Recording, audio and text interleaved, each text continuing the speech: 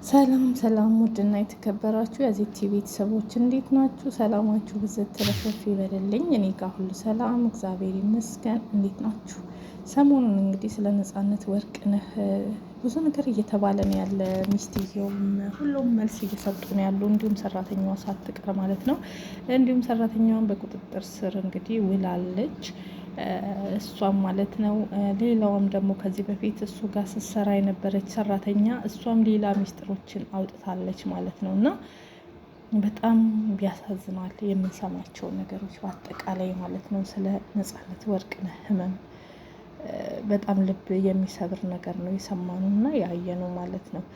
ሚስቱ ይሄን ያክል ስትበድለው ከነበረ ቤተሰቦቹ ለምን ዝም ብለው ቁጭ አሉ? ምክንያቱም እኔ ወንድሜ አንድ ነገር ሲበደል ካየው በሚስቱ ቤተሰቦችም ሆነ በሚስቱ ሲበደል ካየው በሌላ አካል ማለት ነው፣ ወንድሜ ሲጠቃ ወንድሜ ጉዳት ሲደርስበት እያየው ያውም እየታመመ ለወንድሜ የምችለውን ነገር ሁሉ አድርጌ ከዛ ቦታ ላይ ላውጣው እጣጣራለሁ ማለት ነው እንጂ ህይወት ካለፈ በኋላ እዚህ ጋር መጥቶ እንግዲህ ይሄን በጥቂቱን የተናገርነው ብዙ ነገር አለ ስትል የነጻነት እህትም ብዙ ነገር መታ አውርታለች ማለት ነው። እሱም ደግሞ ሰውን አትመኑ ሲል ያስቀመጠው መረጃ አለ ማለት ነው። በጣም ያሳዝናል። የምንሰማቸው ነገሮች በአጠቃላይ የሰው ጆሮ ጭው ያደርጋሉ ማለት ነው። ስለ ጓደኛውም ጓደኞቹ እንግዲህ መጠጥ እንደተከለከለ ብዙ ነገር እንደተከለከለ እያወቁ እነሱ ግን እንዲጠጣ መፍቀዳቸው በጣም ያሳዝናል። ምክንያቱም አብረው ጭራሽ ማጣጣት የለባቸውም ነበረ።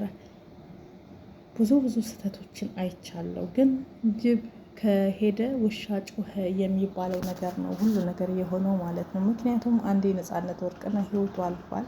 የእሱ ህይወት ካለፈ በኋላ በዚህ ወጣ በዚህ ገባ ቢባል መጀመሪያ ነበር ማዳን ከተቻለ ማዳን። አሁን ላይ ግን ምንም ተስፋ የሌለው ነገር ነው። አንዴ ህይወት አልፏል። እዚህ ጋር ሰራተኛዋ እንግዲህ ሁሉን ነገር አውርታለች። አማችየው እንደማይወዱት፣ አማችየው እንደሚጠራጠሩ፣ አማችየው ልብሱን ፈትሺ አምሽቶ መጣ እንዲያድርጎ መጣ እያሉ ነገር እየሰካኩ ለሚስትየው ይነግራሉ። ሚስትየው ደግሞ ብዙዎች ብዙ ነገር እያሉ ነው። ሚስትየው ደግሞ ከዚህ አስናቀ ከሚባል ከጓደኛው ጋር የፍቅር ግንኙነት እንዳላትም እየተወራ ይገኛል። ለነገሩ ዝብርቅርቅርቅ ያለ ነው። በዚህ መካከል 3 ህጻናቶች ልጆች አሉ የነጻነት። የእሱ ልጆች ግን ይሄን ስለ አባታቸው ሚዲያ ላይ የሚያዩትን የሚሰሙትን ነገር ልባቸው እንደሚሰበር እርግጠኛ ነኝ። በልጅ አይምሯቸው አባታችሁ እንዲህ ነበር የሞተ፣ አባታችሁ እንደዚህ ነበር ሲደረግበት የነበረ፣ እንደዚህ ግፍ ነበር ሲፈጸምበት የነበረ የሚለው ይሄ ሁሉ ነገር እንግዲህ ለነሱ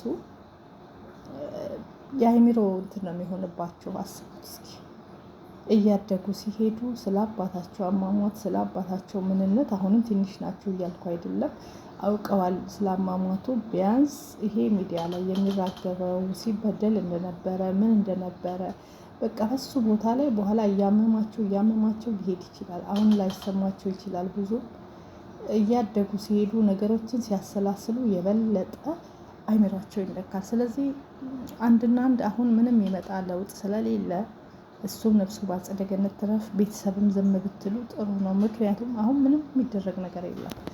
የዛኔ ራሱ ልጁ በጣም እንደዚህ ሆኖ ስኮፕልኑ ባለበት ሰዓት ላይ ቢያንስ ቤተሰቦች መውሰድ ነበረባችሁ። ልጃችሁን ወስዳችሁ ማስታመም፣ ወስዳችሁ እናንተ ጋር ማድረግ። ምክንያቱም የሚስቱ እናት እንዳትጫወትበት ማለት ነው።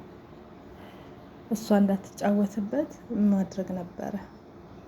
አሁን ነገሮች ብልሽሽት ካሉ በኋላ መጥቶ እንዲሁም የአስክሬንስ ምርመራ ምን ላይ ደረሰ? የጠጣው ጁስ ላይም አለ። ሲጀመር ሴትዮዋ አፏን ተከናንባ ስትቀመጥ ሁላችንም ብዙ ነገሮችን ብለናል፣ ብዙ ነገሮችን ጠርጥረናል። ምንድን ነው ምን ሆኖ ነው ምናምን በማለት ማለት ነው ብዙ አስተያየት ሰጥተናል፣ እያንዳንዳችን ማለት ነው ስለ ነጻነት ወርቅነህ። ግን የሚያሳፍረው እና የሚያሳዝነው ነገር ከዚህ በፊት ስትጫወትበት የነበረው ሚስጥሮች ሲወጡ በውስጡ ብዙ ነገር ታሟል፣ ብዙ ስቃይን አሳልፏል። ይሄ ወንድ ሰው ማለት ነው። በልጅነቱ እንደዚህ ሊቀጭበት በሽተኛ ነገር እኮ በጣም በሽተኛ ያደርጋል።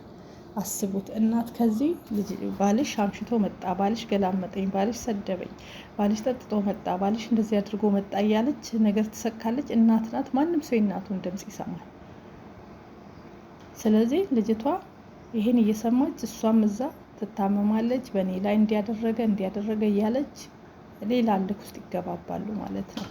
እኔ ልጆቹን እያሳደግኩ እሱ ግን እንዲያደረገብኝ የሚባል ነገር ይመጣል ማለት ነው። ብቻ ለማንኛውም ነፍሱ በአጸደ ገነት ትረፍ። ያሳዝናል በጣም ከሚባለው በላይ ማለት ነው። ቅስም ሰባሪ ነገሮችን እየሰማን ነው። ሰራተኛዋም እንዴት እንደሚበደል ምግብ ሁሉ ለምን ትሰሪያለሽ፣ ለምን ትወስጂለታለሽ እንደምትል ይህም ሁሉ እንግዲህ ሰራተኛዋም ተናግራለች። እንዲሁም በፖሊስ ቁጥጥር ስርም ወጥታለች። እውነት ነው። ያንትንስ ምንም ኑሮበት ይሆን? የጠጣው አሲርስ ምን ነበር ውስጡ? ምን ኑሮት ነው ውስጡ? አሲሩ ኖርማል ነው የተሰጠው ጁስ ወይስ ምንድን? ብዙ ነገር አሁን ከመንጫጫት መጀመሪያ ግን አስክሬን ምርመራ ማውጣት፣ የአስክሬን ምርመራ ማወቅ ነበረባችሁ ቤተሰቦች ከመቀበሩ በፊት። አሁን ውሃ ቅዳ ውሃ መልስ ሆነብን ነገሩን ሁሉ ማለት ነው። እና እግዚአብሔር አምላክ እንግዲህ ነፍሱን በአጸደ ገነት ለቤተሰብ መጽናናትን ያድልልን። ቤተሰብ መጀመሪያ ነበረ። አሁን ምንም ከዚህ በኋላ ነገሮች ከተበላሹ በኋላ ቢጮህም ምንም የሚመጣ ነገር የለም ብዬ ነው ማስበው።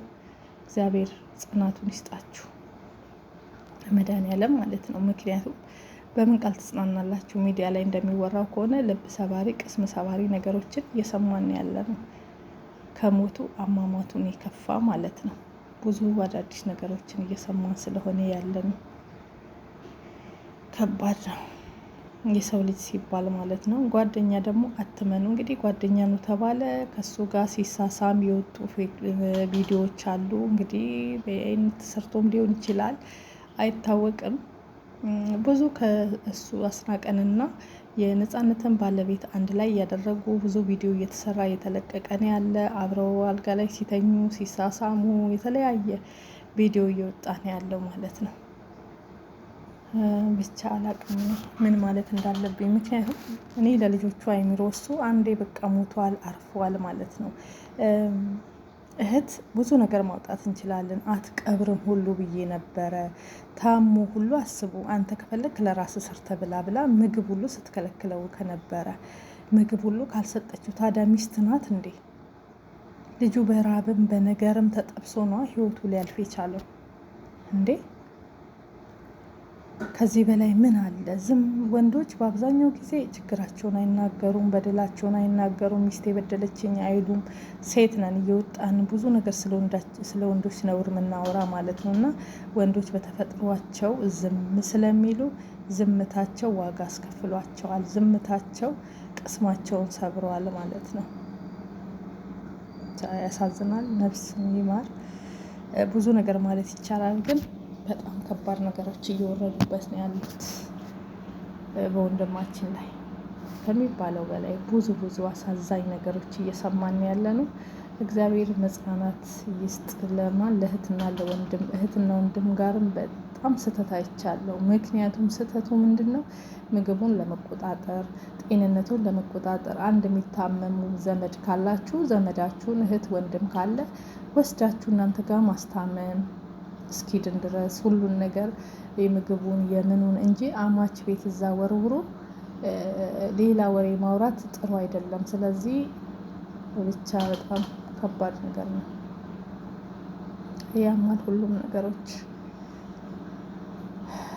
ከባድ ናቸው። ለመናገርም ይከብዳል። ማለት በሱ ላይ የደረሰው ነገር እንደምንሰማው ከባድ ነገር ነው። በጓደኛ መካድ፣ በሚስት መካድ፣ በዛ ላይ በሚስት እናት መሰደብ፣ መንቋሸሽ፣ መበደል፣ አንድ ቤት ውስጥ መቀመጥ በጣም ከባድ ነው። ተከራይቶ እንዲወጣ ማድረግ ነበረባችሁ። ተከራይቶ ወጥቶ ሰራተኛ ቀጥሮ ራሱ ላይፉን መኖር፣ ጤንነቱን መጠበቅ፣ ሚስማማውን መብላት፣ ማይስማማውን መተው። እዚህ ጋር የማትወደው ከሆነ ለእሱ የሚጠቅምና ማይጠቅመውን ራሱ ምግብ የተፈቀደና ያልተፈቀደ ምግብ ሊኖር ይችላል። እሱን ሁሉ አትጠነቀቅለት። ለምን እንደማትጠነቀቅለት ምን አገባት? ለምን ክንትር አይልም ነው የምትለው። በቃ ምኗም አይደለም አማች እንጂ ምኗም አይደለም፣ እናቱ አይደለችም። ስለዚህ እናት ብትሆን ነበረ ብዙ ነገሮችን ብቻ ሁላችንም በጣም ልባችን ሰብረዋል። የዚህ ልጅ አሟሟት ማለት ነው ከሚባለው በላይ። እንግዲህ ፍርድ ቤት የቀረበችውም ሰራተኛ እችም ቲክቶክ ላይ መታ የተናገረችው ሰራተኛ ሁለቱም እውነቱን ከተናገሩ ከቤተሰብ በላይ ምንም አይመጣም። ሀቁን ፈጣሪ ያውጣለት። አንዴ ሞቷል አይመለስም።